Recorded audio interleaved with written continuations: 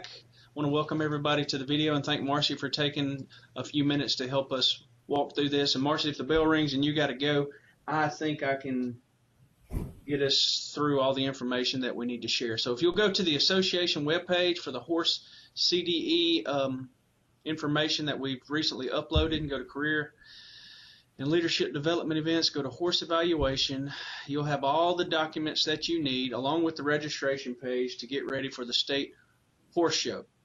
I'm going to go over the Scantron first. I'm going to pull up my Scantron here that I have already loaded on my desktop. So this Scantron has a couple extra pages that we're not used to seeing. One of the reasons we want to have a webinar today is to show you that this age division is not something we will worry about for this contest. And contestant number is something we will not worry about for the horse judging CDE. However, you will still need to bubble in, and I'm going to bubble in a chapter number here. Just say 1, 2, 3, 4 for a chapter number. You'll still have to bubble in your chapter number and your code. So if you're a blue team, you will bubble in 0, 1. If you're a gold team, you will bubble in 0, 2. This is a really simple scorecard. It's deceptively simple. So if you'll look here for Marcy, you said we will have 6 to 7 judging classes? Yes, we'll have 6 to 7. So each class has all 24 options for how they will place vertically, lined up with the number of the class. So this is class 1. If it was to place 1, 4, 2, 3, you would bubble in 1, 4, 2, 3.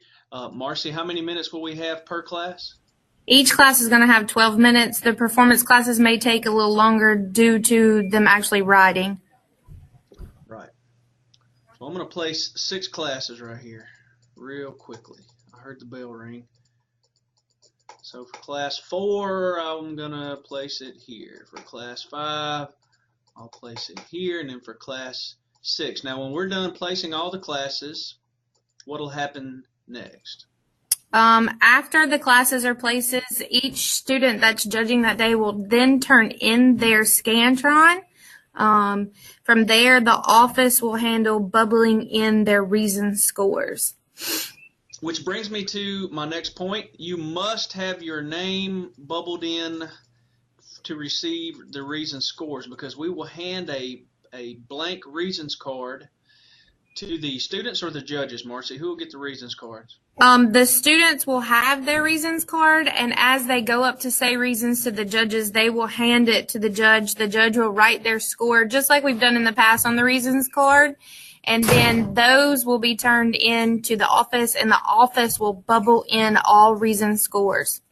And so in the office, whenever they get the Scantrons and they lay them out on the table and then they start looking for whose points to put into the reasons classes over here, they're going to be looking for a name. So it's very important that your students put their name. This kid's last name is Derek, and his first name will be Eric. So this kid's name is Eric Derek, and they'll be looking for Derek's scores on the reasons card. And for, let's say, in class 1, he scored a 40. The judge, not the student, will bubble in 4-0 for class number 1. And Marcy, how many reasons classes will we have?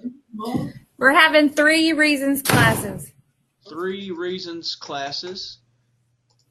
And if we see any scorecards where the kids have pre-bubbled their own reason scores, what are we going to do with those? If anybody bubbles in their own score, we are going to disqualify them.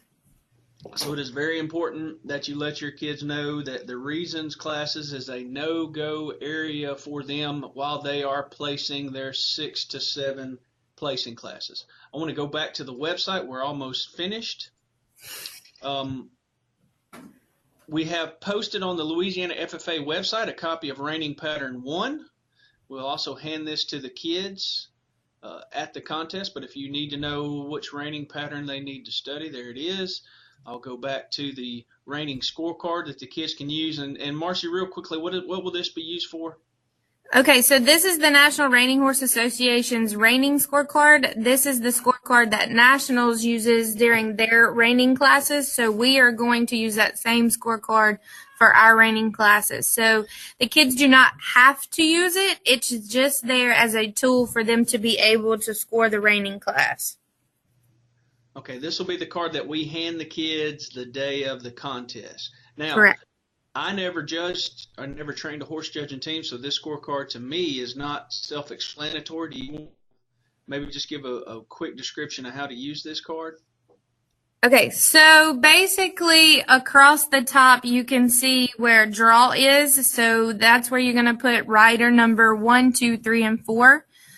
From there, across the top you have maneuver 1 through 8. That is going to be what the horse actually does based on the pattern. So those same maneuvers that are on the pattern fit across the top.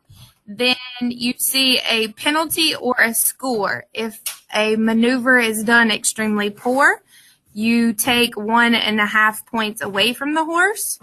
Then very poor, poor, and then correct is just a 0.